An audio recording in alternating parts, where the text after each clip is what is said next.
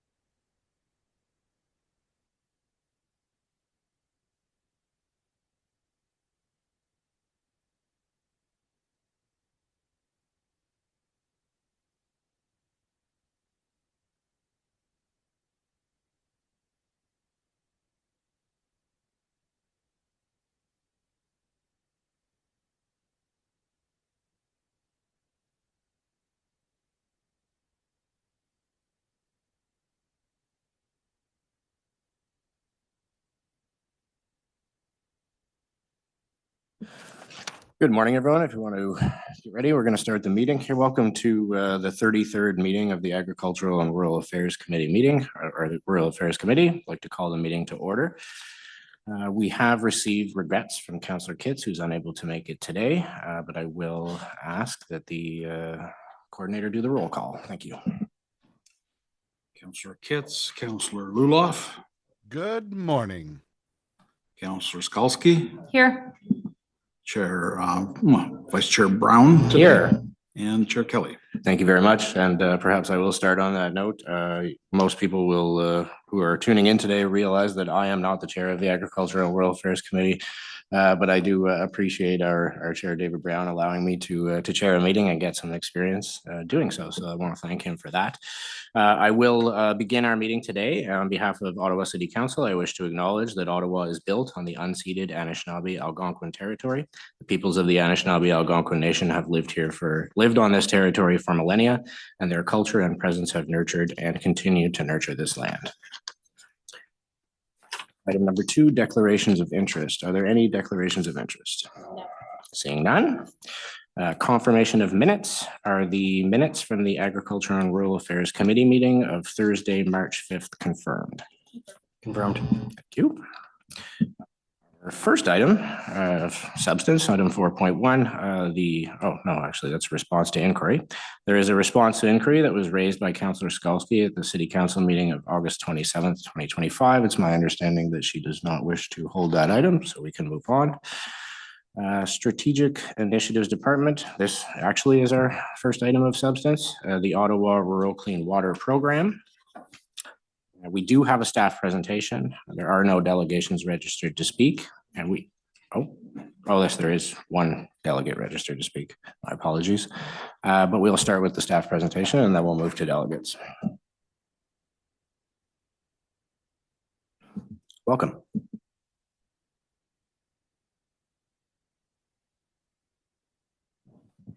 Thank you. Good morning. Good morning, Chair and committee members. I'll just wait for the slides to get up there.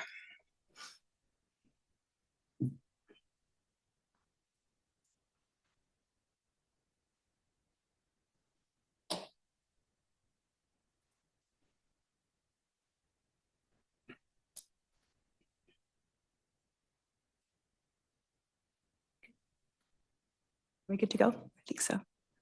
Okay, perfect. Thank you. My name is Tara Redpath, and I'm a senior planner with our Natural Systems team in the City of Ottawa's Strategic Initiatives Department. And I'm joined today by Nick Stowe, who is Program Manager of Natural Systems. I also coordinate the Ottawa Rural Clean Water Program on behalf of the city and in partnership with our 3 local conservation authorities. Today's presentation will provide a summary of the program and of the 5-year review that was undertaken to evaluate the program's performance over the years of 2021 to 2025. The key recommendations for renewing and improving the program for the next 5-year period, 2026 to 2030, will also be covered. Next slide, please. So the Ottawa Rural Clean Water Program is a long-standing program that provides cost share grants to farmers and rural landowners for projects that protect surface water and groundwater quality. The program offers grants of up to $15,000 for 19 different project types that can be generally categorized under nutrient management, soil protection, water management, land stewardship, and education and innovation. The administration and delivery of this program is done through a partnership with our 3 local conservation authorities, being South Nation, Rideau Valley, and Mississippi Valley. We also have 2 review committees that meet quarterly to review and approve projects, while a program committee provides direction to the program and on the design and delivery of the program. The program also has an annual budget of $200,000, and this is funded through a special levy to South Nation Conservation. The program was last renewed in 2021 for a 5-year period. Promotion of the program occurs in a variety of ways, such as mail drops, social media posts, newsletter posts through councillor and city staff or city newsletters, ads in local agricultural newspapers, as well as in person at public events and fairs. Next slide, please. So the map there on the screen is showing the locations of all projects that were completed between 2021 to 2025. And that was a total of 271 projects. The total grant value for those projects was just over $671,000. And in addition to that, landowners contributed approximately $1 million of their own dollars invested in these projects.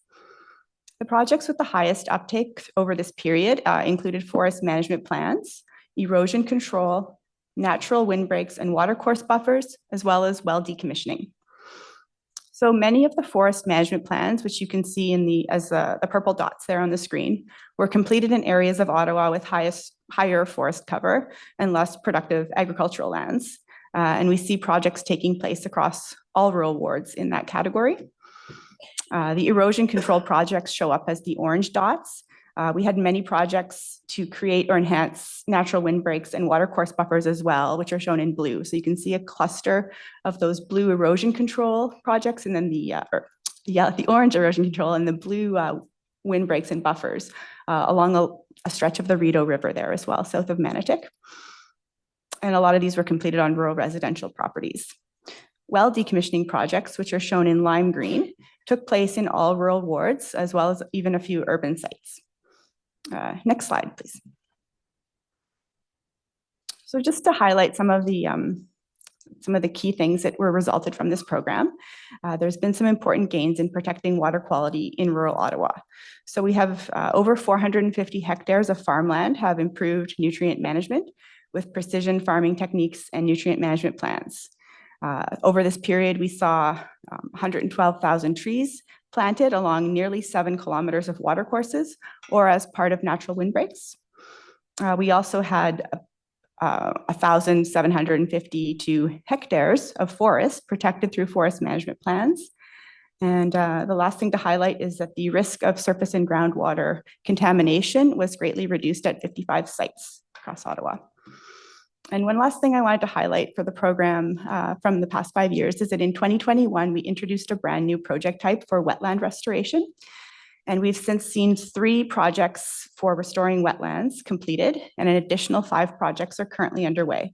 So the photos there on the screen show one of the wetland projects that was undertaken in Osgood Ward.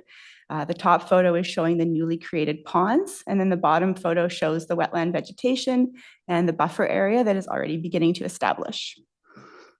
Next slide, please. So the approach that we took for this review included holding interviews with Conservation Authority staff, as well as city staff with related expertise. In addition, we sent online surveys to all program committee and review committee members, as well as all past program participants, so those who received grants through this program. A scan was carried out for 34 similar programs that are taking place across Ontario to summarize trends from those programs. So in general, the Ottawa program is very highly regarded, and it's being very well administered by our Conservation Authority partners. The feedback that we received from past participants was very positive. However, there were some areas noted for improvement, and this was identified through the review. So although we do promote the program through a wide variety of channels, many of the participants who responded to our survey felt that it could be more effectively promoted. Most of the participants reported initially hearing of the program through their contractors or through local conservation authority staff. In addition, some challenges were identified with establishing and maintaining the program committee. So these can be attributed to several factors, such as just general difficulties in recruiting members from local agricultural organizations. A lack of engagement or constructive feedback has been observed when we're only holding our meetings on an annual basis. And pandemic-related restrictions on in-person gatherings were in place in the early period when we were launching this committee, so that had an impact as well. And one last thing to point out from the overall review findings is that the program budget is currently carrying a surplus of over $100,000 into the 2026 year.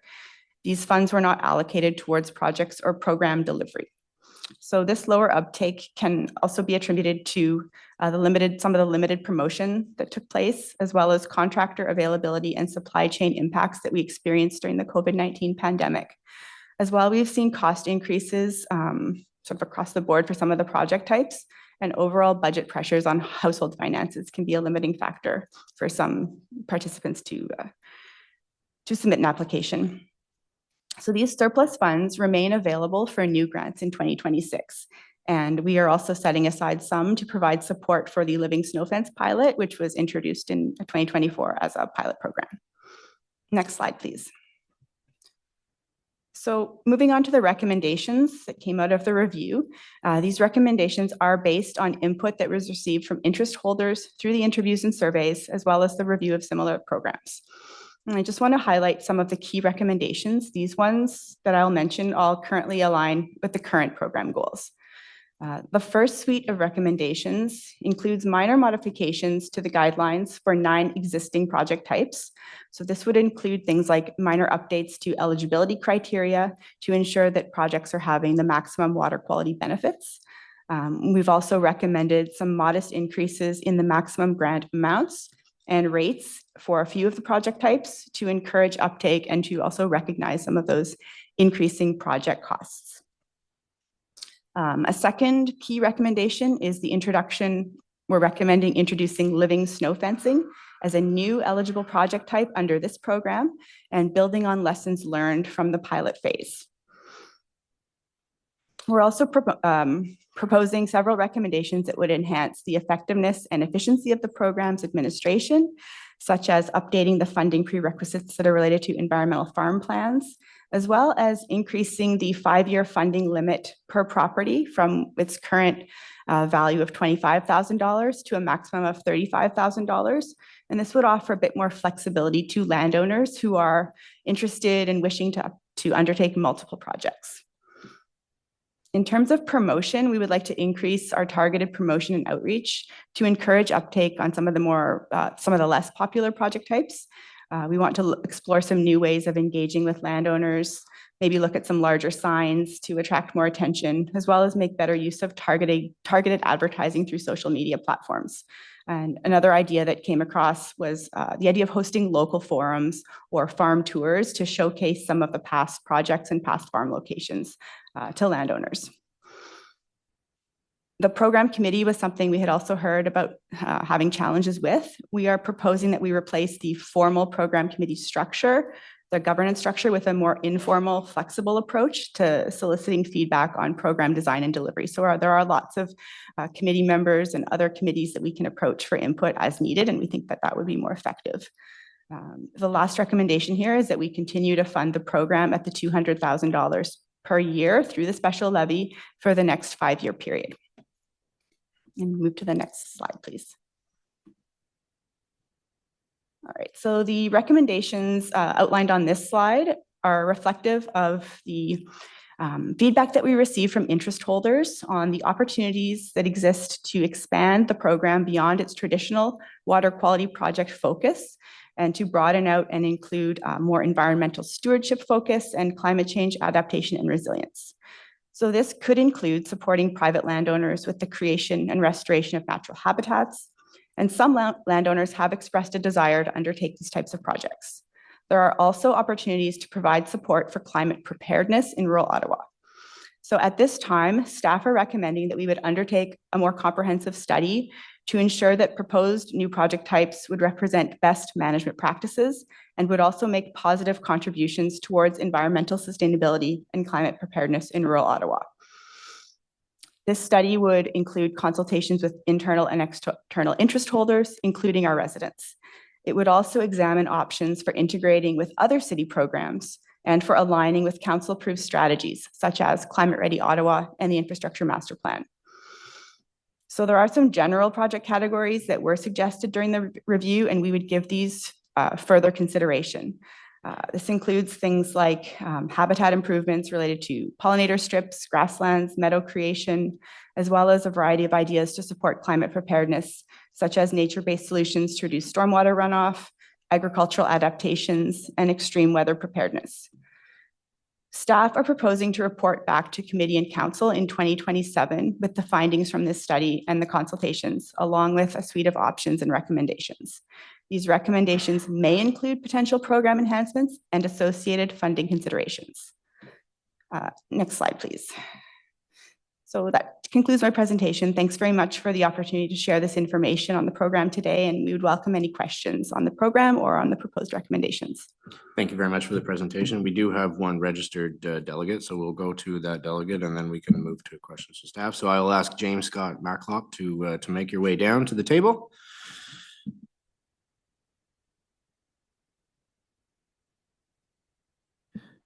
Thank you very much for coming today, James. You will have 5 minutes and I will give you a 1-minute warning. There we go. Smart precision farming in relation to Ottawa's rural clean water program. Slide 2, please. Meet Tet Yeep, Associate Professor at U of O. Tet is passionate about precision agriculture and smart farming. Slide 3. Area X, home of the Ottawa Smart Farm, collaboration to accelerate agri-tech innovation, adoption, and impact. Slide 4.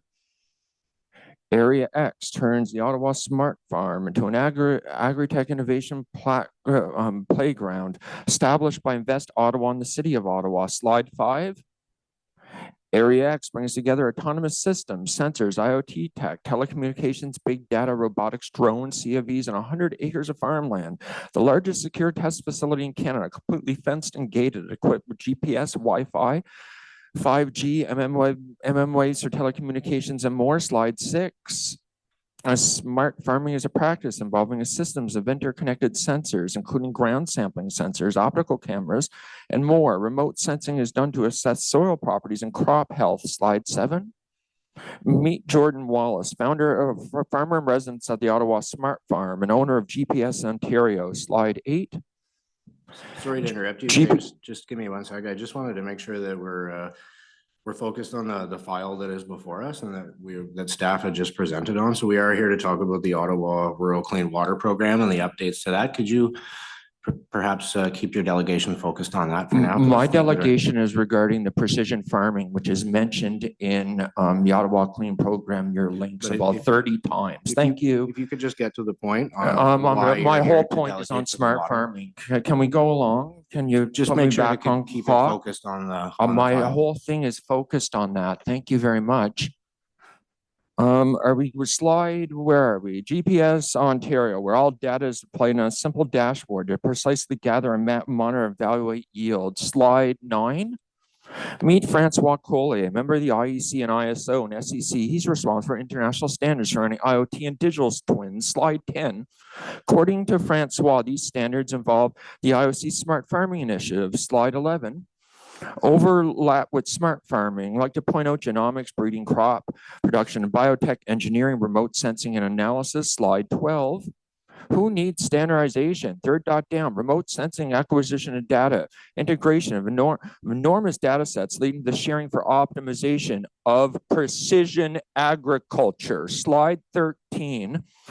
Who might have relevant standards? These include technical committees on biotech, molecular biomarkers for food and agriculture, smart farming initiatives, and agriculture, electronics, and more. Slide 14, pertinent SDOs include technical committees on environmental management, biodiversity, circular economy, committees on smart cities and soil quality. Slide 15, Bioengineering contributions include optimization of resource usage, This has nothing to do with precision water. agriculture, Can you SEG 12 working focus group your 5. delegation on the file that we are discussing, which is the Ottawa Clean Water Program?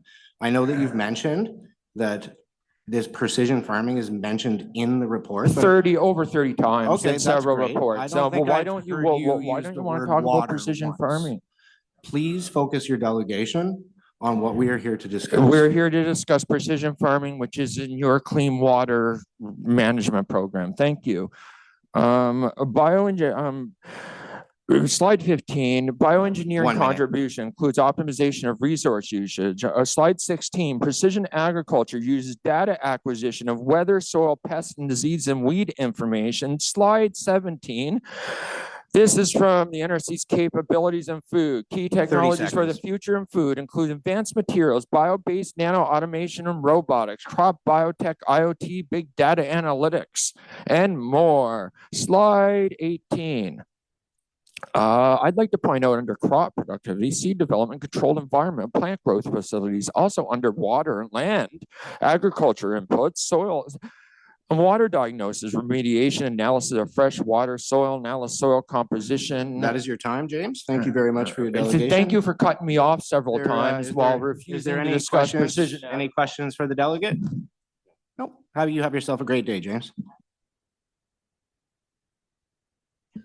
Moving on, are there any questions for staff?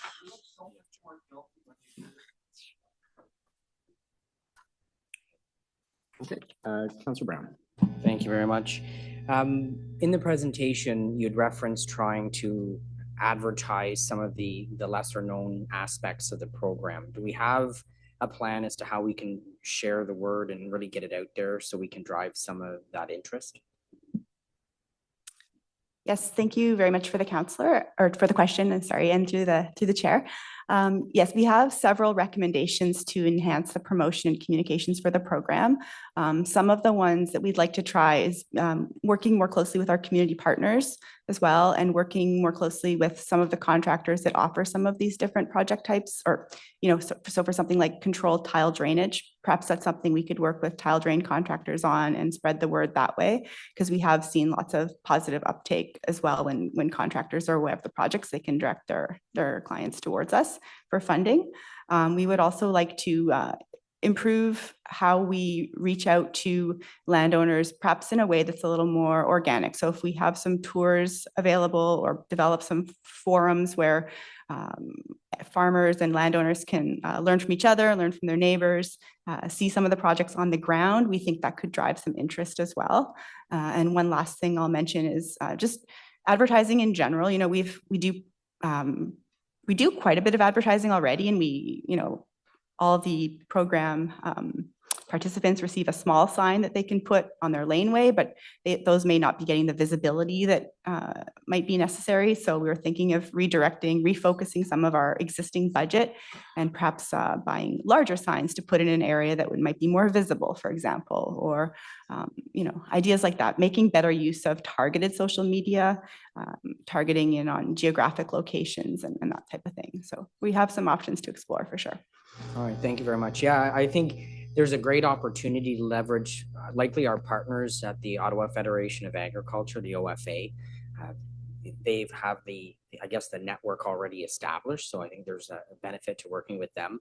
The other thing perhaps might be helpful is if staff can provide a crisp write-up that we could include in our weekly newsletters, because there are some folks in the community that hopefully read those, and it might be a great way to get that out there, and wouldn't cost any extra if we help share that material. So just a few suggestions, but thank you very much. Thank you. Thank you very much, Councillor Brown. Councillor Luloff. Yeah, I really like the idea of reaching out directly to the contractors that are performing this work on farms. I think that's great. There's nothing like hiring somebody and them saying, "Hey, by the way, did you know that you can get a portion of this cost covered by a program being run by the city?" I think that's a very good way to get that information out. I'd also suggest, on top of the Ontario Federation of Agriculture, perhaps the Ontario Farmer magazine, Farmtario, the magazine of Grain Farmers of Ontario as well. A small ad in there may make a big difference, especially if it's off season, when farmers are paying a little bit more attention to those sorts of publications. But good work. Let's continue to ensure that our farmers are aware of these programs. Like your ideas so far, and I think that while we do have a little bit of work to do, that this program has a lot of potential for far more uptake. So thank you. Thank you very much, Councillor Luloff. Are there any more questions for staff? Councillor Skalski. Hi, thank you for this review. I think it's great also. I just wanted to also throw in some suggestions. So one, I think that at rural fairs and agricultural fairs are opportunities for really visible, like a tent or a pop-up or a way that you can bring attention to a lot of city programs that are offered for the rural community. So I'll just throw that out there as another way and getting in front of a lot of people.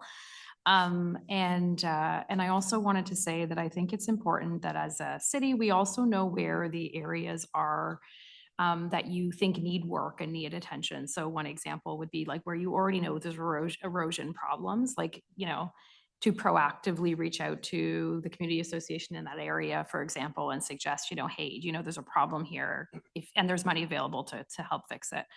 Because grants like this are great, but they rely on either communities or individuals to carry that lift. And so, the extent to which we can relieve that lift for people, and even just bring the attention to them that there's something there worth addressing would provide a lot of value for folks. Thanks. Absolutely. Thank you. Thank you very much, Councillor Skalski. Thank you very much for a very thorough report and presentation today. I certainly appreciate it. So seeing no more questions for staff, I will read in the recommendation. So the report recommends that the Agricultural and Rural Affairs Committee receive the Ottawa Clean Water Program 2021 to 2025 review and renewal document 1, approve the 2026 to 2030 Ottawa Rural Clean Water Program as outlined in this report and described in document 1. Number 3, direct staff to undertake further study and consultation on expanding the scope of the Ottawa Rural Clean Water Program as outlined in this report and as described in document 1, and report back to council in 2027. Is this report carried? Carried. Much. Okay, moving on to item 6.1, the Rural Community Building Grant Program Grant Application Review. There is no presentation. We have no requests to speak and have received no written correspondence for this item. Does anyone wish to speak on this item? Okay, thank you very much. The report recommends that the Agricultural and Rural Affairs Committee approve the recommendations in the Rural Community Building Grants Program applications as detailed in document 1. Is this item carried? Carried. Thank you very much. Okay, moving on to item 6.2, Urban Design Review Panel, Procedural and Reporting Updates. There is no presentation. We have no request to speak and have received no written correspondence for this item. Does anyone wish to speak on this item? This item was considered yesterday by the Planning and Housing Committee, and following a brief discussion was carried as presented. And the report recommendations are as follows: that the Planning and Housing Committee and Agriculture and Rural Affairs Committee recommend council direct staff to request the Ministry of Municipal Affairs and Housing to amend the official plan amendment 47 to remove the Urban Design Review Panel report from the list of possible requirements for an application to be deemed complete. And number 2, exclude the Urban Design Review Panel report from the Development Applications, Studies and Plans bylaw. Is this item carried? Carried. Thank you very much. Infrastructure and Water Services Department, item 7.1, Municipal Responsibility Agreement for 1491 Manotick Station Road. There is no presentation. We have no request to speak and I received no written correspondence for this item. Do any of the members of the committee wish to speak on this item? Okay, the recommendation reads that the Agriculture and Rural Affairs Committee and the Environment and Climate Change Committee recommend council authorize the city to enter into a municipal responsibility agreement for 1491 Manotick Station Road, delegate authority to the General Manager of Infrastructure and Water Services Department in consultation with the city's finance and legal services to execute municipal responsibility agreements outside of the development review process, including the establishment of any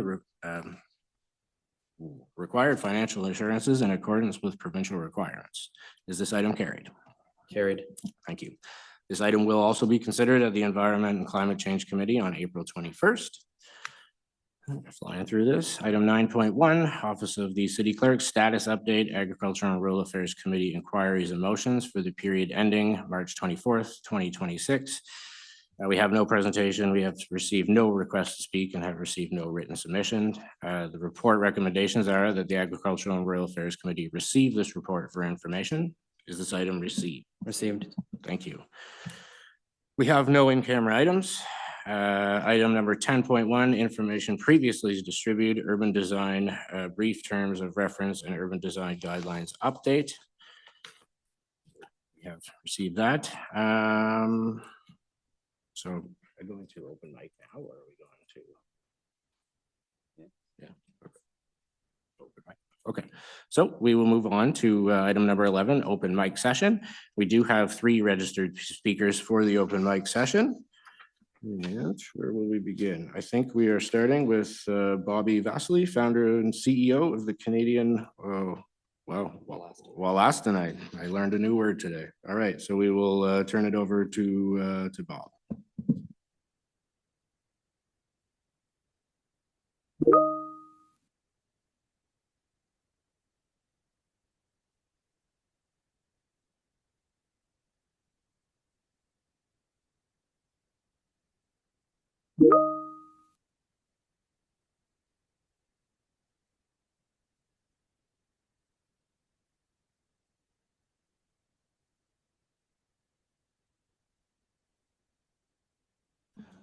Bob, it appears that you are on mute. If you could just unmute yourself and we'd be happy to hear your presentation. I appreciate that. There's a, sorry about that. I'm having some technical issues.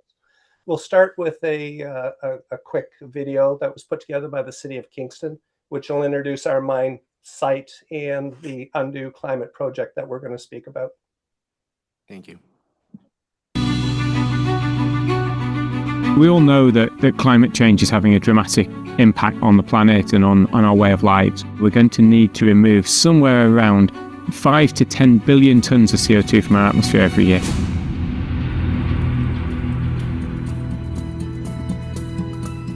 Kingston is a community that's passionate about sustainability. We were the first city in Ontario to declare a climate emergency. Wollastonite is a calcium silicate mineral. It's an ideal mineral for enhanced rock weathering. It reacts with CO2 that's in the rainwater, and it sequesters that into carbonates, which get put into the soil permanently. Undo developed some wonderful technology to measure, record, and verify the actual carbon that's been put into the ground. The new partnership with Canadian Wollastonite and Undo, it builds on Kingston's values of being sustainable. The City of Kingston has a goal to become a carbon neutral city by 2040. We need projects like Canadian Wollastonite and Undo to achieve our goals. In 2024, we'll put 50,000 tons of wollastonite in agricultural lands. Rural Ontario plays such a large role on the overall economy and in the world. This relationship with Wollastonite and Undo is truly an example of what partnerships are about that will be successful. It will be an incredible win for everyone. We're actually going to be a net environmental gain. We're going to contribute more to the environment than we're taking away. From the minute you drive through the gates and you see the Inukshuk and you see the wetlands and you see the natural landscape that welcomes nature and birding. Canada is very rich in agricultural land and in minerals. The potential for Canada to be removing hundreds of millions of tons per year is very real. We're building out a scalable, permanent removal system that will take some of that CO2 back out of the atmosphere to help us keep a stable planet for future generations. Kingston's very proud to be home to Undo, and we're pleased to work with them every step of the way. Welcome to Kingston. Welcome to Kingston. Welcome to Kingston. Welcome, Undo. Welcome, Undo.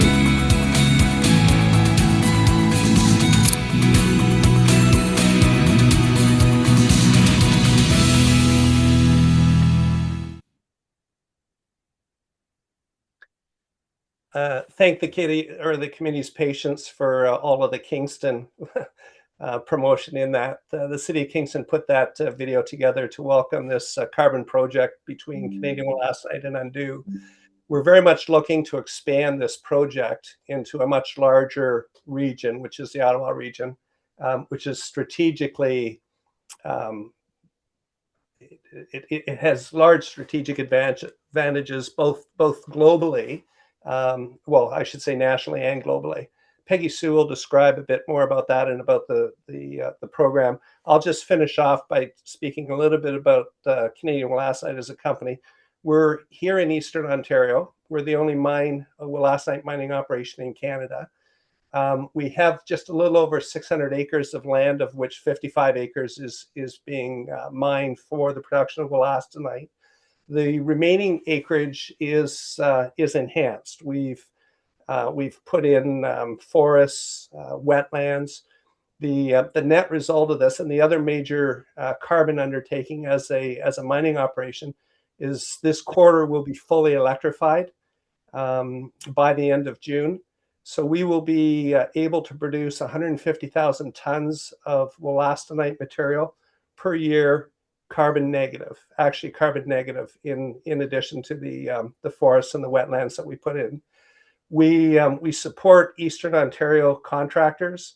We outsource our mining, extraction, and processing to a major Eastern Ontario contractor, George Tackerberry Construction, who has a fair bit of operations in the Ottawa region. And if the Ottawa region grows as we expect it will, and Peggy Sue will talk about Undo's plans, Canadian Wolastoqiyik will also invest several $1 million in electrification of trucking and allow us to set up some depots where we could bring the material into the Ottawa region. Again, sorry to interrupt you, Bob. Your time is up, but I did neglect to give you a 30-second warning. So if you want to take 30 seconds just to wrap up, and then we'll go to questions. Thank you. No, I'd like to save the time for Peggy Sue, who will follow me on this. Thank you very much. But you do have, looks like you have a question from Councillor Brown. Thank you very much, Chair. And Bob, with all the welcome to Kingston, I think I should say welcome to Ottawa. Peggy Sue gets her 5 minutes too, so I'll save some questions for Peggy Sue. But could you explain the partnership that you've created with the City of Kingston? Because I think, sitting on this side of the table in Ottawa, I think there's a success story there that you're looking to replicate here in Ottawa. And seeing some of our colleagues on Kingston City Council who are so open in their support of what you're doing, I think there's a good message there. So maybe you can go into a little bit of detail for us. Super, and I appreciate the question. The City of Kingston, the program, I'll start off with the program. Undo, and through the sale of carbon credits, is sponsoring agriculture farms to put wolastoqiyik into their operations. The City of Kingston, the only cost to farmers generally is just the cost of transport between the mine site and the farm operation. The partnership with the City of Kingston is absorbing half of that cost and rebating that to the farmers. In 2026, Undo is going one step further, and Peggy Sue will explain that. Undo is also covering the other half. So essentially with the City of Kingston, their farm constituents will be able to purchase and have spread wolastoqiyik at no cost to the program.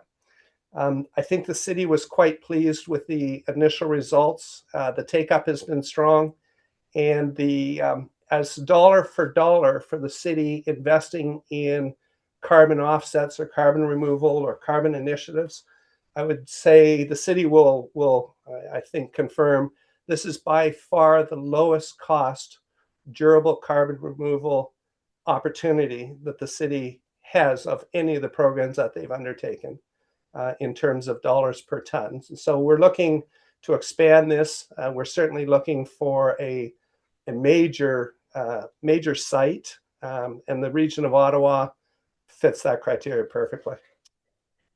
No, thank you very much. And just my last question for you.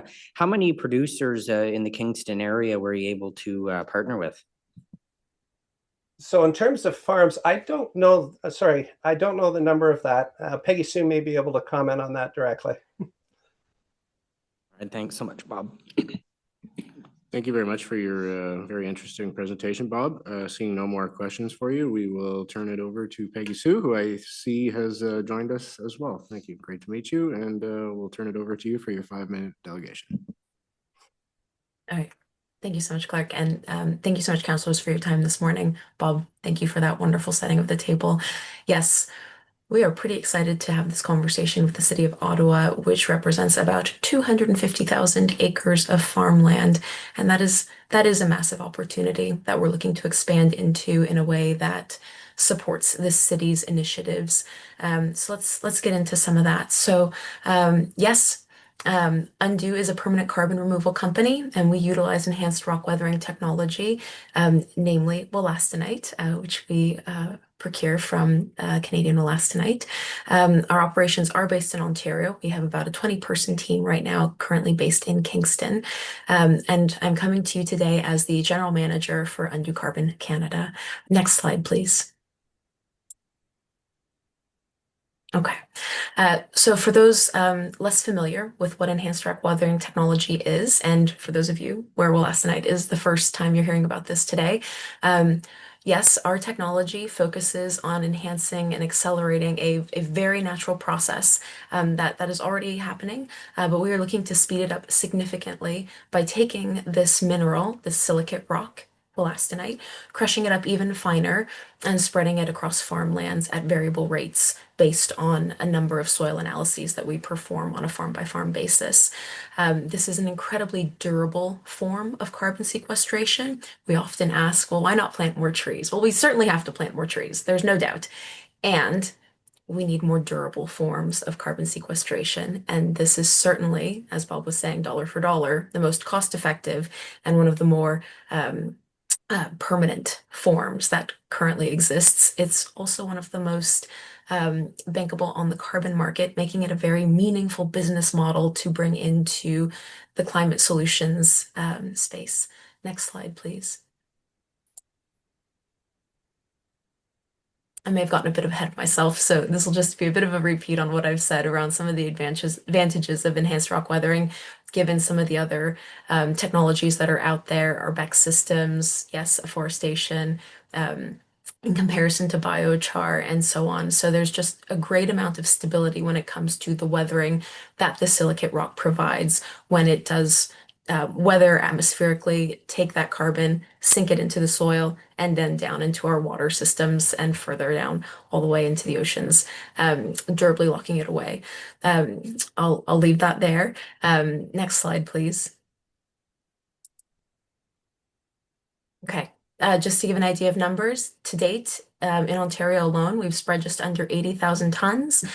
Just under 30,000 acres have been enriched with wollastonite, and we've been able to serve 195 farms with this amendment, locking away just over 17,000 tons of CO2. Next slide, please. Again, just giving an overview of our Kingston specific operations. Yes, just under 10,000 tons of rock has been spread in 2023 to 25. What's exciting about that is that this coming year, we're going to be spreading in the first half of the year, 65,000 tons of rock. And at the end of this year, 165,000 tons of rock. We've worked with 24 farms of variable sizes. Our farm sizes are getting larger. We've locked away just over 3,000 tons of CO2. Next slide, please. These are our spring goals. This is what we're looking at, just over 5,000 for 26, and just about 3,000 acres in our pipeline. We've identified 11 new farms, and we've got some very significant potential already in our spring, which is a challenging time to spread an amendment, as all farmers will know. Next slide, please. These are here for the council's reference. These are some of the testimonies from the farmers we work directly with. It is very much a white glove service. We work directly with our farmers. We ensure that their interests are served, that we are working within their crop cycles. The point of this is to utilize a unique thank you, business model to funnel money from various industries, the tech industry, larger corporations, via the carbon market, to then serve Canadian soil health, to help regenerative farming practices. And we're pretty proud of that unique business model. If you would please the next slide, and I'll end with this. Okay, so the benefits back to the City of Kingston, yes, dollar for dollar. For every one from the City of Kingston, we have been able to invest about 12.5. And at the close of this rebate program, which was for $200,000 for the past 2 years, we will finish and close out this program 6 months ahead of time, this June, which will have served about 40,000 tons of material and roughly about 10,000 acres of farmland there. So we're quite proud of this, and we would so love to be able to bring this initiative in a way that is most conducive to the City of Ottawa. Thank you so much for your time today. Thank you very much for your delegation. I see a question from you from Councillor Brown. Thank you, Chair, and thanks, Peggy Sue. So I appreciate seeing how many operators have partnered with you. You've done a good job explaining some of the climate benefits and the science behind it, but could you talk about why a farmer might want to do this? What's the benefit to the crop health and the soil health? Absolutely, and thank you for asking. I apologize, I ran short on time. So yes, the benefits. So often we get compared to a liming source. It's what's next nearest. It's what is most understood in a farmer's repertoire. We're a little different, but let's start from there because it's interesting. Most farmers are, if they can, they're testing their soils regularly, seasonally, and they're seeing those drops in pH, what sort of additives they need for the season to boost their yields and so on. But most farmers are seeing a pretty high, up and down throughout the season of their pH based on what their crop is doing. And so that's lime. Lime's your quick spike, your quick weathering agent. It does the thing, but it puts you right back down at the end. Wollastonite, however, because it is slower weathering, we act as a buffering agent. We also have a number of macronutrients that come into the soil. And our special sauce really is the components around soil strengthening, regenerative soil practices, so improving drought tolerance, making silicon available to those plants for that uptake. We do all of that testing of plant tissues, of soils, so that we can prove this season after season. Open soil systems are very hard to measure, but we're all over it.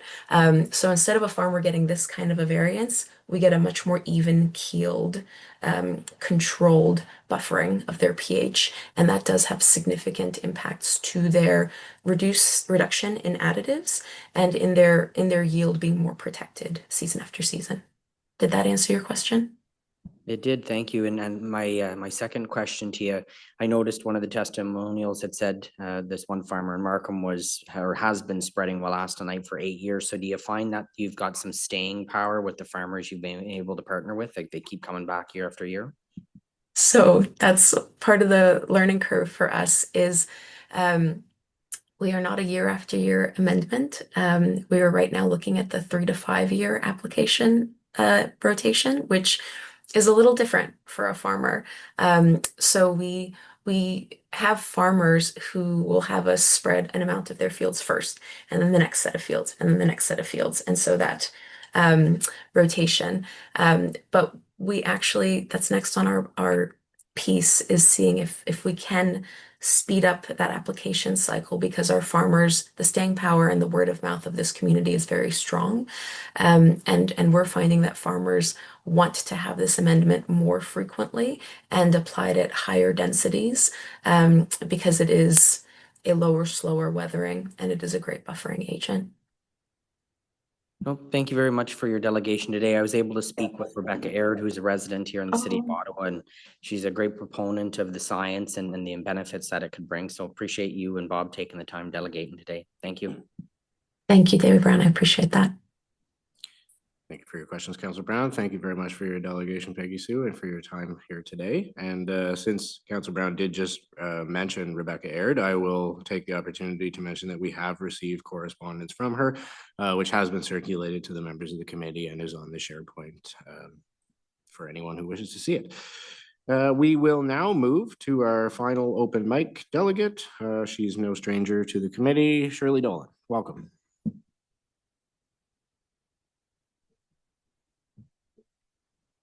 Thank you very much. So I'm going to start off by thanking you very much for this opportunity. It's a pleasure to be back speaking to you again. And today my topic is the Alto High-Speed Rail project and its impact on the city of Ottawa, its residents and businesses. As you know, no doubt know, it's a $60 to $90 billion project spanning decades, with the ultimate goal of reducing travel time between Toronto and Quebec City corridor. You mentioned the Ontario Federation of Agriculture earlier, and they have asked for a pause that urges the government to immediately halt the proposed project to allow for a thorough economic, social, and environmental impact assessment, and also a meaningful consultation with affected agriculture, forestry, and community, rural communities. So many rural communities so far have published official statements expressing their concerns and opposition to the project. I'd like the City of Ottawa to do something similar. So that's my ask for today. One of the municipalities that has expressed concerns very, very nicely is Krista Lowry, who is the mayor of Mississippi Mills. She has written a letter to MP Scott Reed, which I would like to share with you. And I think it's appropriate because they're a very rural municipality. And a lot of the things that she says, I think should ring true here. So let me just bring up. So number one, she talks about transportation and municipal services perspective. What I'm talking about here is things that could add to the City of Ottawa's budget.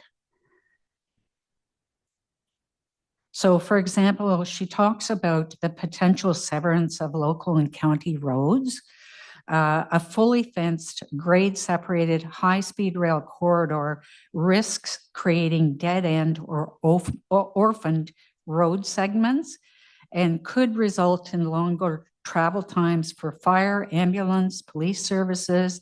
There's an impact on school buses, snow clearing, waste collection, and the increased ongoing operational costs for the municipality. I think we would have the same issues. Number two is the impacts on agriculture and rural use land. So Mississippi Mills has a strong agricultural base, as do we, and they have deliberately strengthened protections for prime agricultural land through their official plan, as have we. When I say we, I mean the City of Ottawa. Bisecting active, I'm going to move this down a bit. Bisecting active farmland, particularly without appropriate grade separations, can significantly disrupt farming operations by restricting access, dividing fields, creating orphan parcels, and interfering with drainage systems. These impacts threaten not only individual operations, but also the long-term viability of agriculture as an economic and cultural cornerstone. She talks also about sensitive watershed systems, wetlands, and natural heritage features. Earlier on, we had a presentation about the Rural Clean Water Program. I wonder if this program has considered the impact of the high-speed rail on that program, because I think it could be significant. Drainage and water management impacts are particularly significant in rural settings where changes to surface and subsurface water flows can affect farmland, municipal drains, private wells, and downstream ecosystems. The long-term costs of migrating these impacts often fall on municipalities.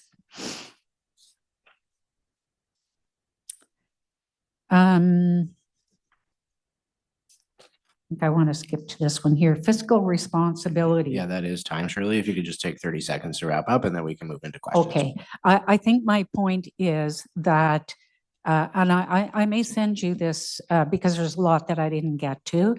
It's going to have an impact on the city of Ottawa, and not only rural, but urban as well. And I could come back and talk about that another time. But I'd really encourage you to ask Alto to put a pause, the federal government to put a pause, because I really do think there's a big impact there. We have a question from Councillor Brown. Thank you, Chair, and thanks, Shirley. Mayor Lowry's a great communicator for her constituency, and I know she works closely with Chair Kelly. If she's been able to reach out to her federal representatives, are you aware of any advocacy efforts with some of the federal members of parliament in the city of Ottawa? What I just read you was a letter addressed to MP Scott Reid.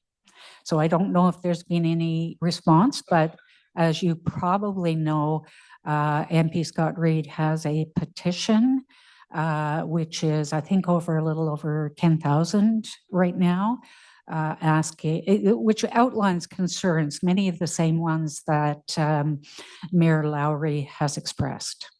No, thank I you. don't know of any other MPs that she's reached out. I personally have reached out to my MP, Bruce Fanjoy. We had a nice meeting. I don't think he's ready to alto, but we did have, his belief is that we can have high speed and we can also work on improving the Via Rail system. I'm not so sure that that would happen, but he thinks that can happen. Perfect. No, thanks so much, Shirley. My pleasure. Well, politicians do tend to be optimists, I will say that. And before you go, Shirley, I just want to, I know that you ran out of time, so I'll just ask if there's one point that you weren't able to get out that you wanted to get out, and we'll give you a minute to do that. Okay, I'd maybe like to mention the new expropriation laws, which is part of C Bill 15, which I believe I don't know if it's got royal assent yet, but it will soon if it hasn't. I attended an online presentation by a legal group in Toronto, Davies Howe. They're experts in expropriation law, and they gave quite a good presentation on what the new impacts are. And I would encourage you to reach out to a firm that specializes in expropriation law to learn about what's happening. There's 4 major changes. I'll just mention one, which I think is the most egregious, and that is the new federal right to first refusal. And what that means, if the federal government comes and knocks on your door, they can say, we have the right to first refusal. So if you want to sell this property, come to us first. That essentially locks up your property for, I believe, up to 8 years. So you can imagine what that would do to a farmer or a business or anyone trying to sell their land. One of the aspects of putting that on your title is that you cannot do any improvements to your property. So if you were hoping to improve your property to make it more attractive to a buyer, that's off the table. So I'll just mention that one. There are others as well too, but I think that's the most egregious of the 4 changes. Thank you. Thank you again for your delegation, Shirley. And I'm glad you mentioned Crystal Lowry. As Councillor Brown said, we do have the opportunity, and I have over the last 3 or 4 years to work with her at least on an annual basis at the Rural Ontario Municipal Association Conference. And she is actually the zone rep for our area at Roma. So definitely a good person to have in your corner when it comes to these sorts of things. And so I do believe that I'll be making contact with Krista and starting a conversation between her and I, or the rest of the committee as well, if they are interested. But I know this is a topic of great importance in rural, not just rural Ottawa, but across the region. And all the areas that could potentially be affected. So I knew at some point we'd be hearing about this, and I'm sure that we will be having a conversation as a group in terms of how we can respond and what we will be responding with. So to be continued. Thank you very much, Shirley. Thank you. Okay, that concludes our open mic session part of ARAC, and we will move on to item 12, which is motions, of which notice has been previously given. The first item is 12.1, motion Councillor Brown, review of rural transit area A funding model and feasibility of private mass transportation partnerships. And I am aware that there is some amendments to the motion, so I will ask Councillor Brown at this point to read in the amended motion. Thank you very much, Mr. Chair, and I appreciate your collaboration on this and the collaboration from Councillor Skalski. And I believe the revised motion will ensure that we touch on all the different concerns across rural Ottawa. Whereas demand for expanded mass transit options in rural Ottawa has increased as rural communities continue to grow and more residents commute to employment, education, healthcare, and essential services. And whereas the city's rural transit funding framework, including the rural transit area A and B funding models, is intended to allocate costs across the rural wards in a fair, transparent, and evidence-based manner, including consideration of service levels, usage, geographic equity, and ability to pay. And whereas there is a need to assess whether the current rural transit area A and B funding models accurately reflect actual service levels and benefit received, ridership demand, and ensures comparable treatment across rural wards and villages. Whereas private mass transportation companies already operate in the region and surrounding municipalities and should be evaluated for their potential to supplement service for rural commuters and improve connectivity between villages and major hubs. And whereas any supplemental service should be assessed for integration with the city's transit network and standards, including accessibility, safety, reliability, customer experience, and fare and transfer interoperability where feasible. Therefore, be it resolved that the Agriculture and Rural Affairs Committee recommend Council direct city staff to review the rural transit area A and B funding models and report back to the Agriculture and Rural Affairs Committee, including a description of how the model allocates services and costs among rural areas and wards, and with the inputs driving those allocations. B, options within each ward to improve alignment between ratepayers and bus service receivers, ensuring fairness and transparency. C, potential adjustments to address any misalignment with estimated impacts by rural ward or village and any budget implications. Be it further resolved that city staff be directed to evaluate the feasibility of working with private mass transportation providers to supplement rural transit service for commuters and to enhance connectivity between villages and major mobility hubs, for example, park and ride lots, town centers, rapid transit stations, and key employment areas, including A, procurement and contracting opportunities, including whether existing city contracts may be leveraged or expanded, with estimated costs, risks, and timelines subject to the city's procurement bylaw. B, minimum service standards and requirements, including accessibility, AODA, safety, reliability, customer service, data sharing, performance metrics, monitoring and reporting mechanisms to ensure accountability. C, integration considerations with OC Transpo and the broader network, routing coordination, schedules, branding, wayfinding, and feasibility of fare and transfer integration, including Presto where applicable, and implications for OC Transpo operations, governance, and labor considerations. D, opportunities for a time-limited pilot project in one or more rural corridors or villages, including recommended locations, expected outcomes, evaluation framework, and proposed funding sources, including clear success criteria and decision points for scaling, modifying, or discontinuing the pilot. Be it further resolved that staff incorporate the work already underway in response to Councillor Brown's amending motion number 2025-62-10 from the July 23rd, 2025 City Council meeting into the work and report required by this motion, and that a single consolidated report be brought forward to avoid duplication, satisfying the reporting requirements of both motions. And be it further resolved that staff report include a recommended phased path forward where feasible, an implementation plan identifying decisions required, budget impacts, including both operating and capital, and a proposed timeline for any pilot or pilots and/or to implement proposed adjustments to the rural transit area A and B funding models. And be it further resolved that staff report back when practical. Thank you, Chair. Thank you very much, Councillor Brown. It was a long one. So there are two registered speakers. We will go first to Jerry Pearson.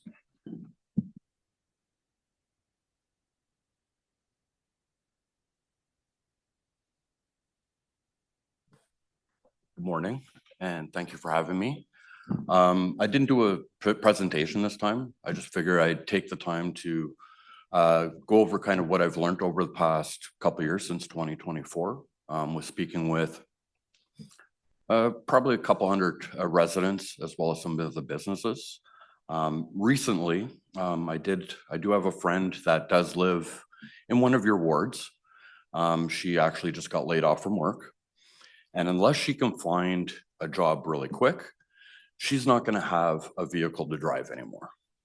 So at that point in time, there's either going to have to rely on friends or somehow go on to the social assistance. So what I would recommend in my eyes, not just because I'm a private company that would like to do this service, but because of the residents alone, there is a high need for this. Just in her instance, if she doesn't find a job soon, she's going to be stuck and be looking at moving back into Ottawa, where prices are pretty high for rent. Another instance was when the school board changed some of the borders. There was parents that had to contact us because their kids can no longer take school buses. Now being the transportation for the students, you're looking at roughly about $5,800 to $6,000 a year just per one child to be transported. So a lot of parents, especially gas prices, food prices and that, they can't afford that. So then what do? They're now stuck with, how am I going to get my kid to work if they can't get the bus and now I have to be late for work and run the chance of losing their job. I can go on with instances like that. From Ward 1 right through to Ward 5, speaking with people. So I won't take up the whole time. I just wanted to speak with those instances where this is something that needs to be done and not possibly done. It does need to be done, and sooner than later. Thank you. Thank you very much, Jerry. We'll go to Councillor Skalski for a question. Thanks for coming, Jerry. Can you please clarify?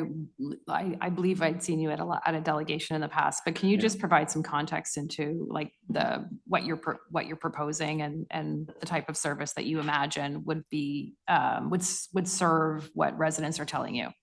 Okay, so what I'm proposing is an actual full-on, not just an AM PM service, an actual full-on local service, where the buses don't go just in the morning or just in the afternoon. It's going to be continuous. So people don't have to worry about what time do I have to go in at 5 in the morning to catch my 10 o'clock doctor's appointment or whatnot. So there would be fixed route. My vision is there's fixed routes with on-demand service. So people like that aren't close to where the stops are, they would be able to use an application that we've been working on to say, okay, I need to be picked up at this location along the fixed route. The bus would stop within that area to pick the person up and take them. And then going home, you have the ability to say, okay, can you just drop me off here? It's kind of almost like just a regular shuttle service type thing, but within along like a fixed route. And depending on how many buses and the locations, you're looking at anywhere from half an hour to maybe an hour between buses. No problem. Councillor Brown? Thank you, Chair. And Jerry, thanks for coming out again. No problem. Part of our unique geography being so large is that what might work great in the rural East End might not work good in the rural Southwest End in my area. Something that we hear often from members of this committee throughout this entire term of council has been how one size doesn't fit all. And I still believe that to be true even when we're talking about each of the rural wards, that we each have distinct requirements and needs. And some areas are experiencing a tremendous amount of growth like mine. Some haven't seen a lot of growth in the last few decades.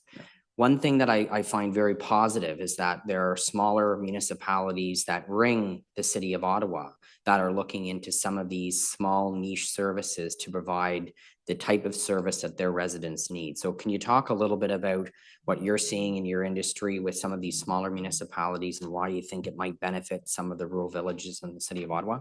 Certainly, just with like North Grenville alone, coming into Ottawa to, I believe they come into Limebank, but they also service Kempville. Just within the last year, they've grown just due to the fact that, again, the pricing of gas. So people are now able to take that service into Ottawa instead of having to drive them, pay parking and whatnot. So with them, they have grown. I think they've just added another bus and looking into adding another one within the next, I believe it's 6 months. So something like that, just having a service within the rural wards. Yes, one size doesn't fit all. And that's where the flexibility of a private company is able to, okay, well, Ward 1 needs maybe 2 buses, but then Ward 5 needs 6, Ward 21 needs 4 type thing. We can definitely work within those. And then service basically brings everybody into, say, Limebank, Trim Road. And it would basically help bring people into even OC Transpo and alleviate traffic. Yeah, and I think that's one component of this that I don't want to be lost. Ultimately the goal is to get as many people from where they are to where they need to go and get as many cars off the road. And flexibility is something that any large organization struggles with. So the city of Ottawa does struggle with providing the exact same service on Wellington Street as it might be able to provide on a main street in the village. And I don't think that's a realistic expectation, which is why, again, the theme of one size doesn't fit all is something that resonates not only with rural residents, but with members of this committee. My last question for you. When I speak with my counterparts, Reeves and mayors of some of these smaller townships, they're eager to look at something that's a little bit more regional because it provides that surety for their constituencies that this service might be able to continue to exist in the future beyond a pilot. Yeah. But for that, they need a larger ridership base. And I think rural Ottawa may provide that, recognizing that the vast majority of rural Ottawa has no daily OC Transpo service. Yeah. So are you hearing something similar with the conversations you're having with some of these other municipalities? Actually, just a few weeks ago, I did present for Clarence Rockland, kind of like the same service to add Ward 1 to it. They are looking into having some sort of service because I did do a survey for that area, Ward 1 as well as Rockland, and I got close to 1,000 signatures where people were either for the service, very few were, no, we don't want the service. And then the majority were, they wanted to use it for work as well as recreation, like personal stuff, like shopping, going to visit friends, especially with students, the younger generation, they can't afford their own car. Mommy and daddy aren't willing to buy them that. But because there's no type of transportation, they're now stuck with mom and dad having to drive them to go see the friends on the weekend or the evenings or even like after school sports. I did also, last summer, I also spoke with the mayor for Smith Falls. He was interested, but again, it all came down to funding. to have a service bring from Smith Falls into Carleton Place and then in reality into Ottawa. Those are the two that did reach back out to me that I have spoken with. And it just seems within around Ottawa, Smith Falls, Carleton Place, even Perth, there's a need to bring people into Ottawa. And there just isn't that type of service for most of these places. No, and I appreciate that. And I appreciate your delegations and the work that you've done over the past few years. And I know you've partnered with some great residents up in Ward 5 who want to see options on the table. And ultimately, the goal of my motion is to get the information on the table so we can have an open and transparent conversation. I appreciate all of the support that you've put towards it and all of the time that you've invested. So thanks so much, Jerry. You're welcome. Thank you very much, Councillor Brown. Thank you for being here today, Jerry, and for your continued work on this file. You can see that there is a demand in rural Ottawa for this, and you had mentioned several things in your delegation that really resonated with me and the residents I represent. In 2022, when I started going door to door, I didn't realize how important access to transit for my residents was, but it certainly is. And one thing that highlights that is the West Carleton Secondary School gets out at 2:15, and you see, and I've been told this as well, is that the buses that go from West Carleton Secondary School into Canada, because West Carleton does serve parts of Morgan's Grant in the public school system, that those buses are packed after school, and you can't get a seat on that bus anymore. And that is students going from the secondary school in West Carleton into Canada to, shop or see friends, or, a lot of the times it's to get a part-time job because there's not a ton of those in rural areas. I see Roddy Bolivar is here. He's the head of the executive director of the Carpro Corridor BIA, and that is something that they've brought to my attention on a regular basis. And I want to echo Councillor Brown in terms of the difference of rural Ottawa to the rest of the city. Ward 5 is the same size as the entire city of Edmonton. And there's, the population is low and it's not concentrated in particular areas. So delivering that service is a lot different than it would be delivering it in the city. And so I think you heard the one size fits all doesn't fit all catchphrase gets used here at the Agriculture and Rural Affairs Committee a lot. We heard it a lot during the Rural Summit. And so I think what you are coming to the table with resonates very well with rural residents. I know that there is a demand, but my residents don't necessarily want to spend $1,000 a year extra on their tax bill to do that. And not everyone in the ward wants that service. So I think what you bring to the table, it fits what we heard at the Rural Summit, fits what rural Ottawa wants to see, and I appreciate you being here today. Not seeing any further questions for you, so you are relieved, Jerry, and I appreciate your time. And we will go to Noah Weinberg next.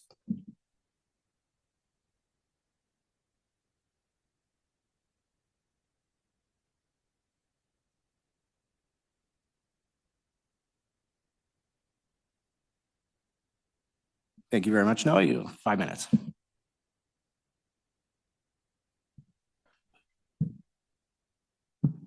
Chair and members of the committee, bonjour.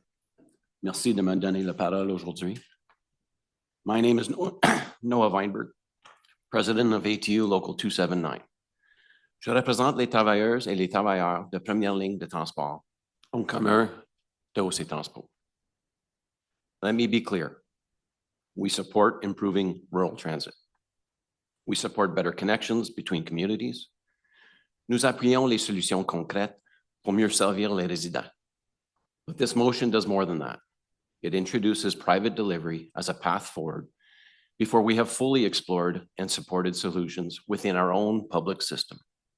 And that matters because transit in this city is not an open market. Under the city's own authority and bylaws, no one can operate a transit service without authorization from the city and the director of transit. So this is not about filling a gap. This is about making a choice to begin shifting public transit work outside of OC Transport. There are real alternatives that have already been explored.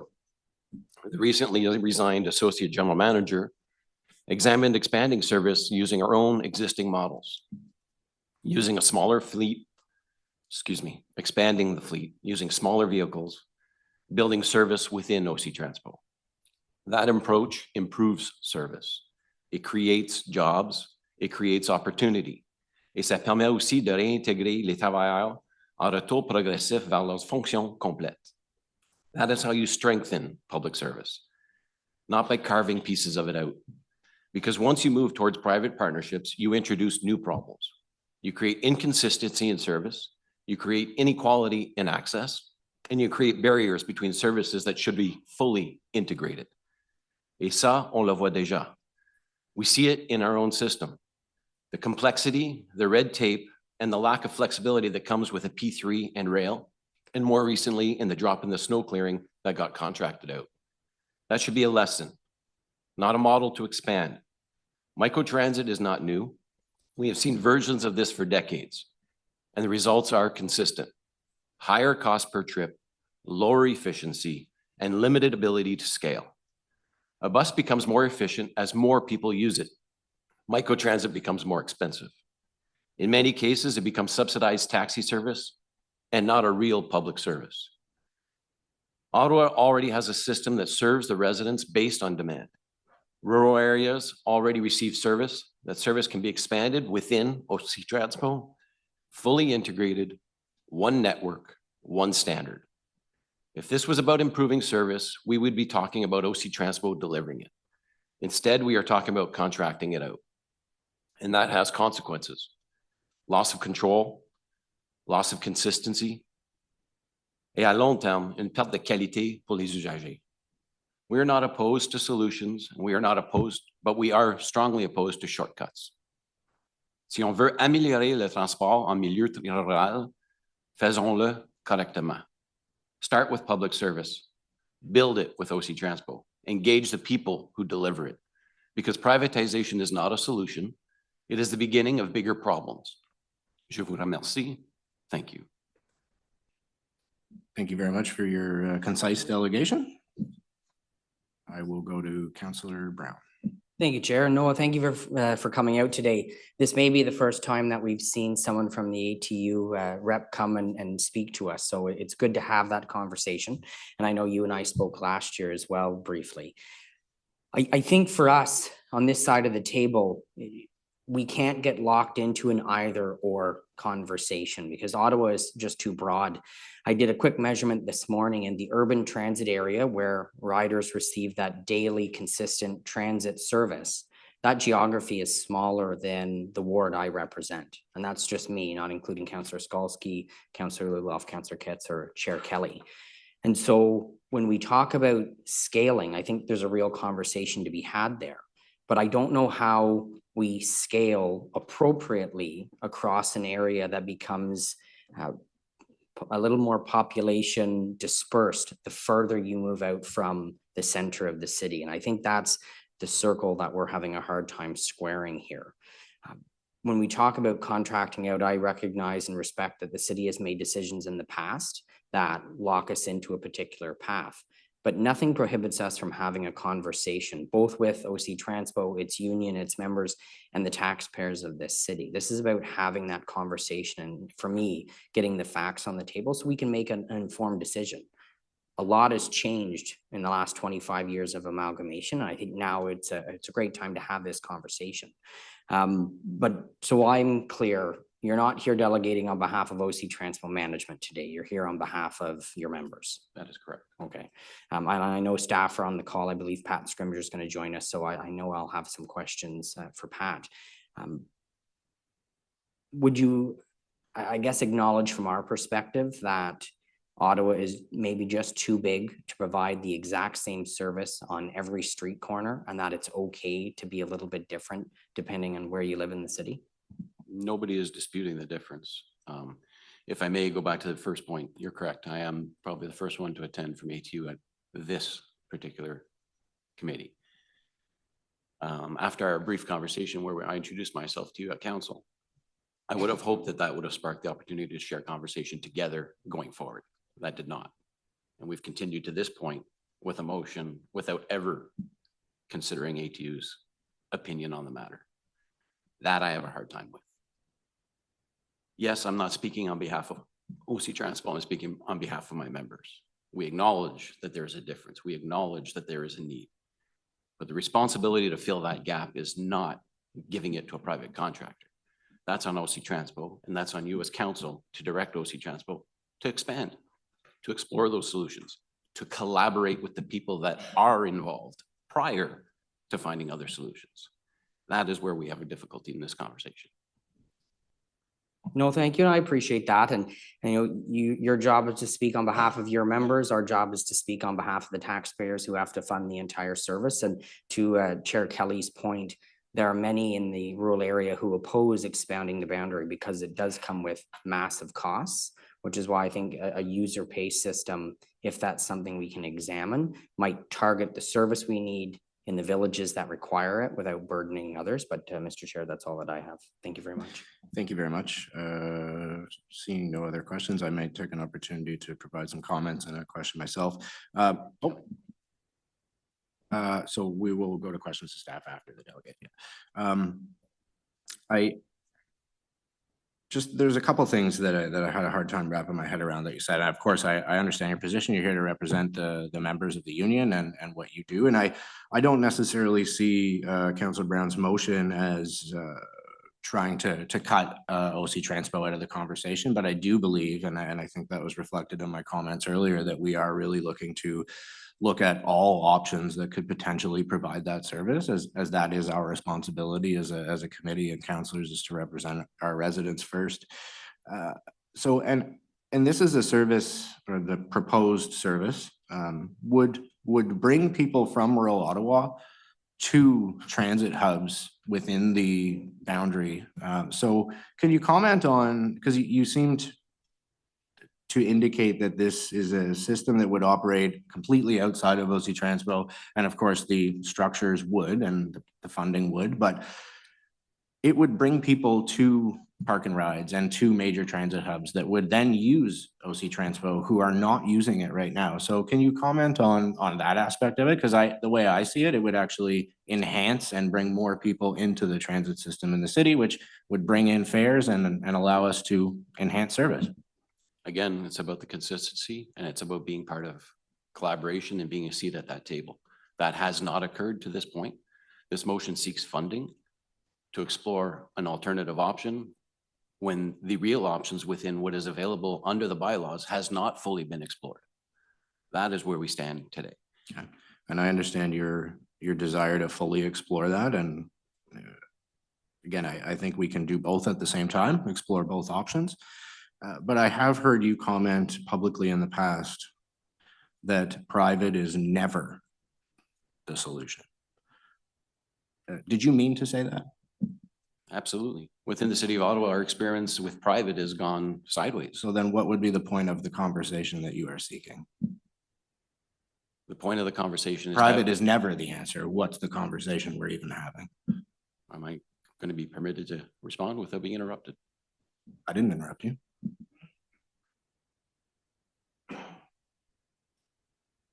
Privatization is not a solution for public service. When we've done it on the train, and now we're seeing it in the snow clearing, it has not gone properly or well. It gets overridden in funding, and we lose the quality control. Thank you. Seeing no other questions, thank you very much for your time today. Thank you. Merci. So we can move into questions for staff, and I am under the impression that Councillor Skalski has questions. You know, no need to raise your hand. We'll go to you. Sorry about that. I'm having some technical difficulty. Thank you. Okay, so for me, this motion is really about two distinct things. So it's about ensuring the value for money, for tax money, that those who pay for a service receive one, and where they don't, that there's greater transparency about what the taxes are funding in rural areas. And two, it's about exploring ways to complement the services that we already have. So I think it's really important that we're clear. We are intentionally looking at private operators because I have heard loud and clear that having empty city buses in rural Ottawa is not what people want. People are looking for a nimble, on-demand service that are paid for by users, not the tax base writ large. So I think that came out in some of the comments in this exchange, but I just wanted to reiterate that this motion is doing two very distinct things.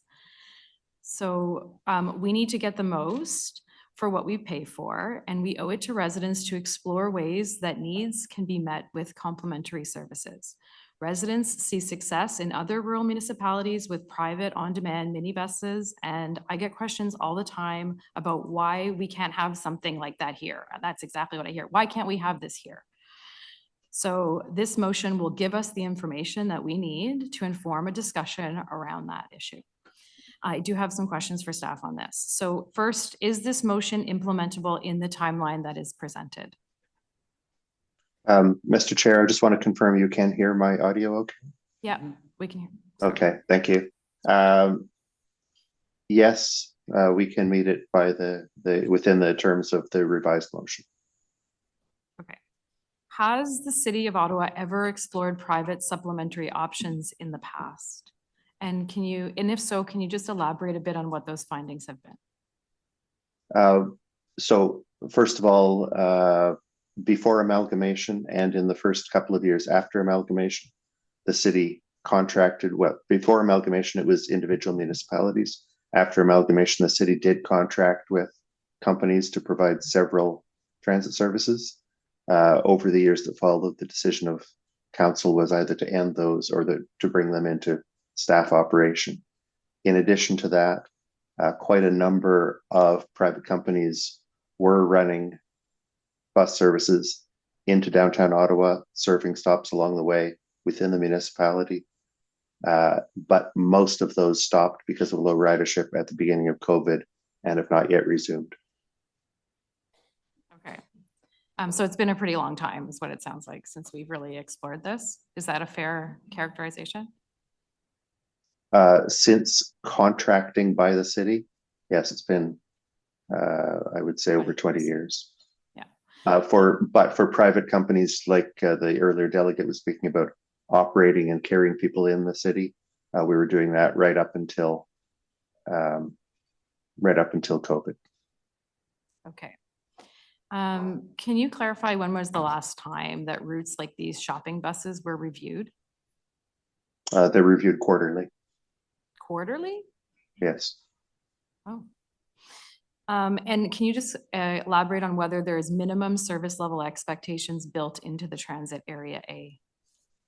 Yes, there are, as set out in the decisions taken by council when shortly after amalgamation, when the current system was set up. Can you just elaborate a bit on what those minimum service level expectations are? There's two categories of service that were decided on at that time, and one about a few years later. The first was what were called at the time Rural Express, which we now call connection routes that run from the larger villages that are within the rural transit area A, places like Vars, Manotick,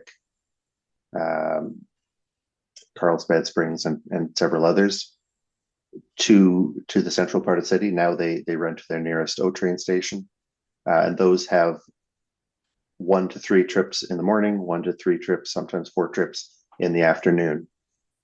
We also ran at the time some local connector buses that were intended for after school or evening services. Only one of those remains now. The others were dropped at the decision of council.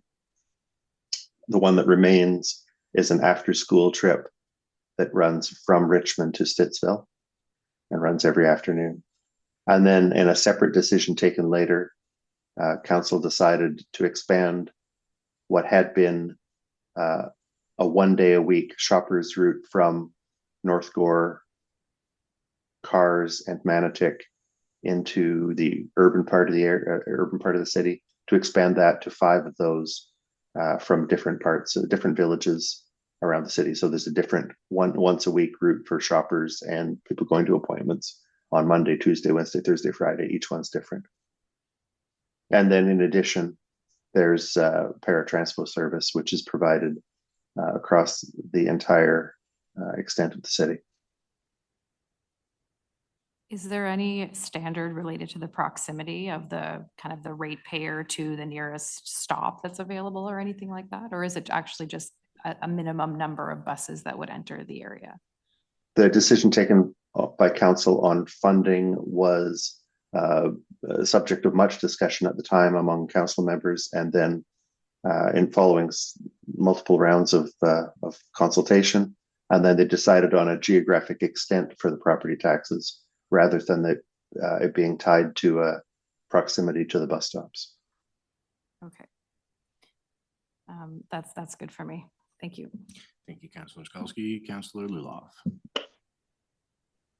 Thanks for your answers today, Pat. Could OC Transpo, given its current context and the amount of buses that we have available every day, offer what this private company or a private company could be offering in the rural area for a lower cost or at all with the amount of buses that we currently have available?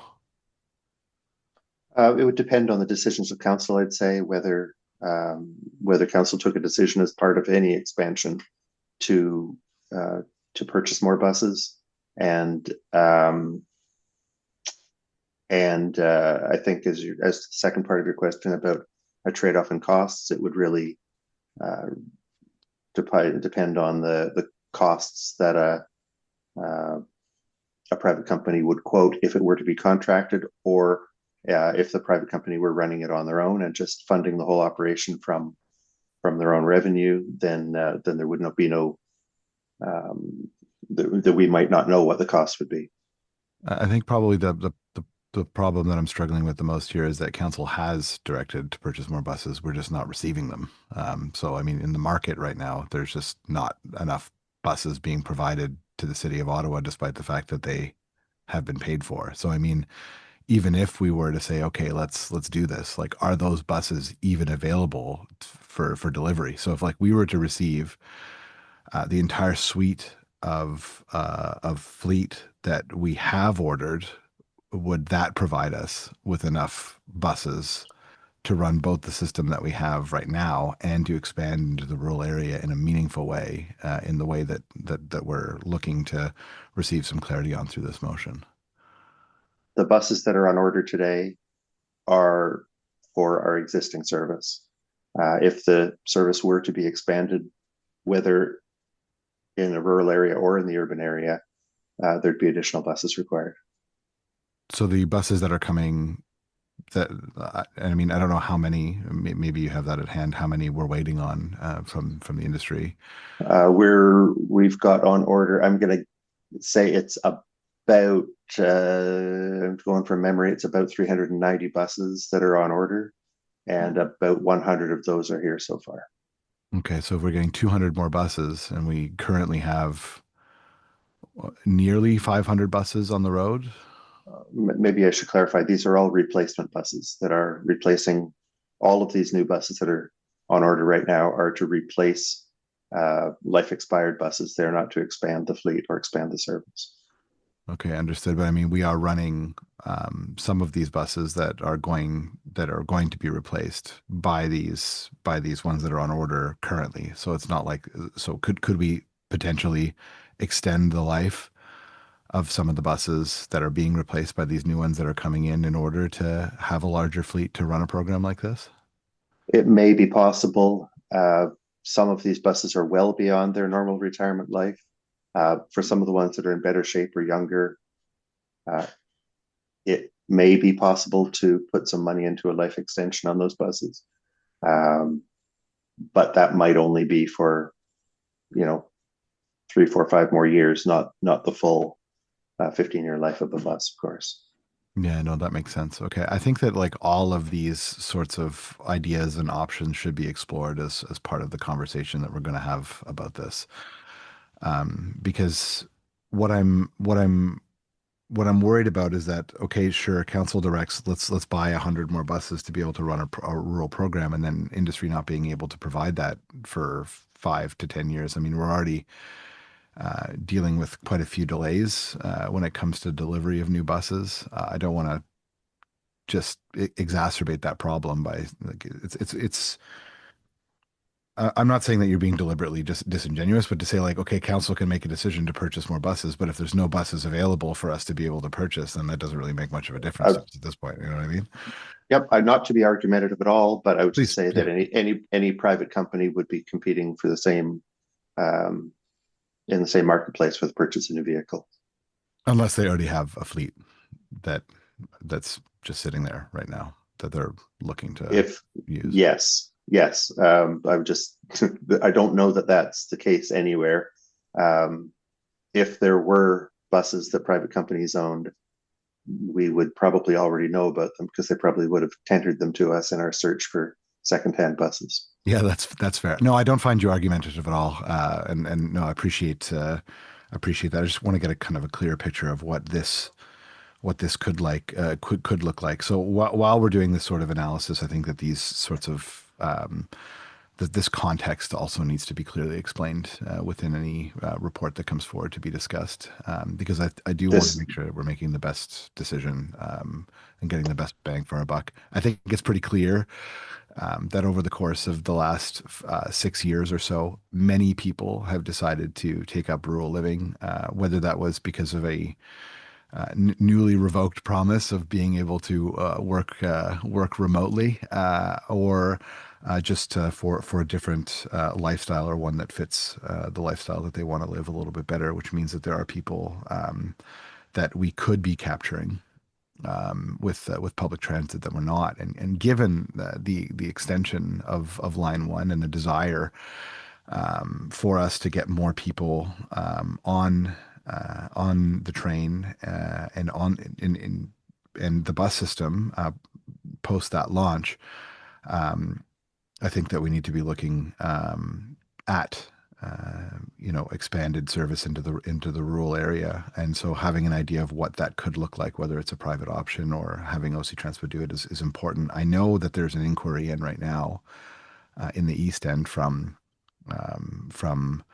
our friends in Rockland and other townships nearby that would be interested in contracting service from OC Transpo to be providing these sorts of connection style or shuttles from the rural area into the train to promote a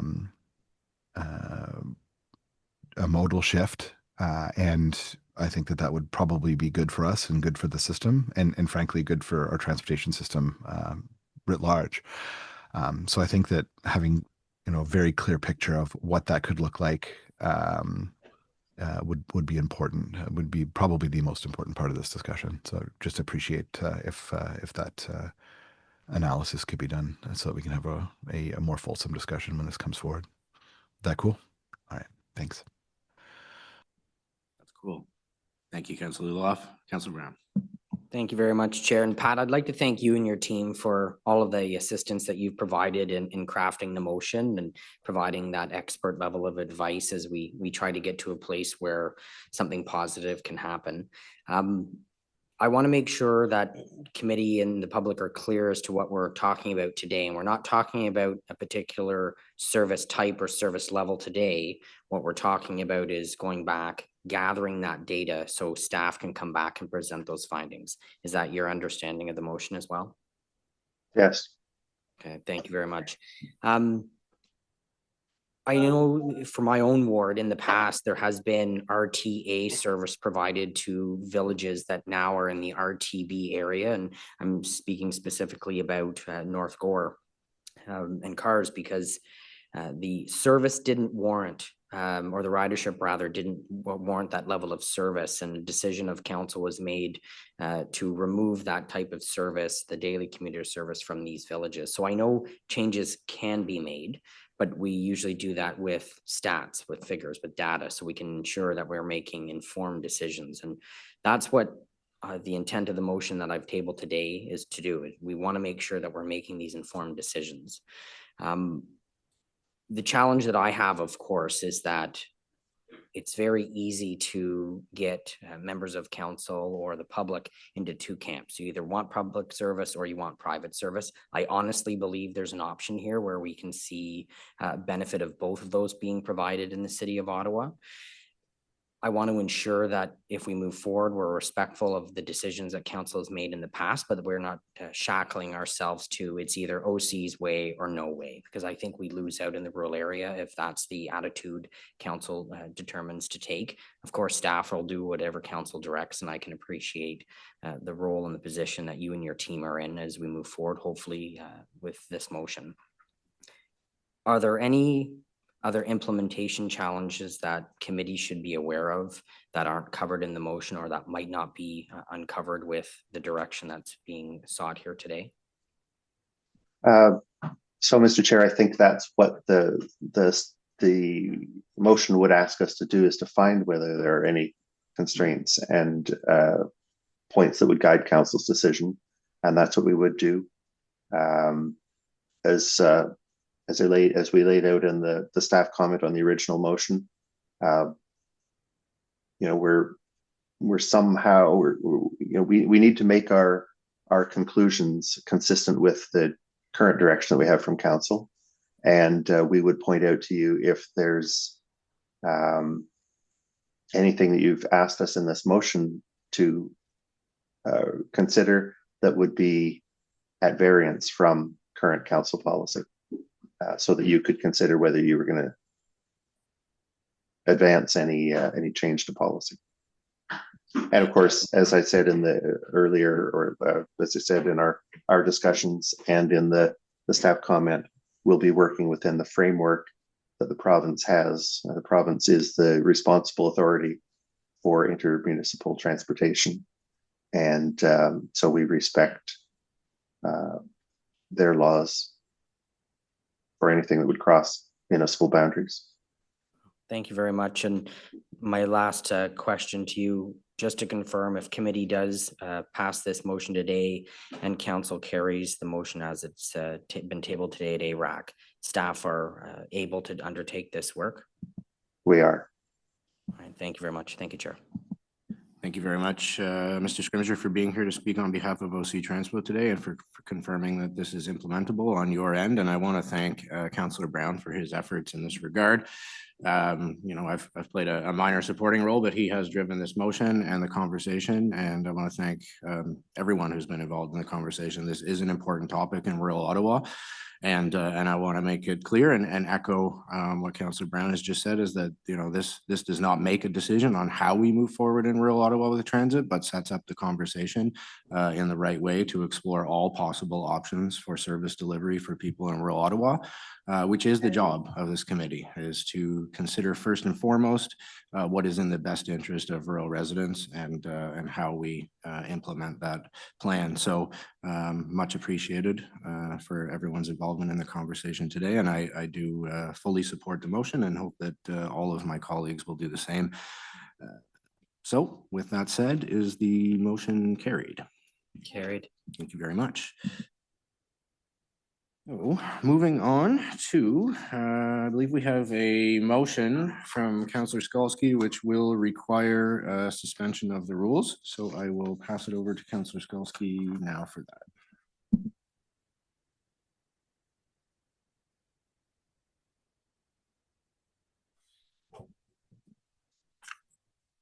Thank you, Chair. So that the rules of procedure be suspended to consider the following motion at today's meeting, as the matter is time sensitive, as excess soils will start being moved again shortly with the onset of construction season, especially once the spring load restrictions are lifted.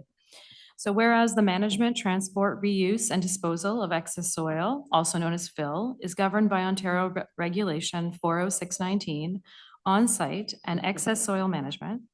And whereas under this regulation, sites receiving more than 10,000 cubic meters of excess soil must be registered in a public online registry administered by the Resource Productivity and Recovery Authority, or the RPRA. And whereas the province does not require municipalities to be notified when a large excess soil reuse site is registered within their boundaries. And whereas the province does not require that a fill management plan be prepared or made public for large reuse sites, but only recommends such plans as a best practice. And whereas without mandatory municipal notification or required fill management plans, municipalities may be unaware of significant soil importation activities until impacts occur. And whereas the uncontrolled importation of large volumes of excess soil can generate substantial truck traffic, road degradation, dust, odor, noise, erosion, stormwater impacts, invasive species spread, and potential groundwater concerns.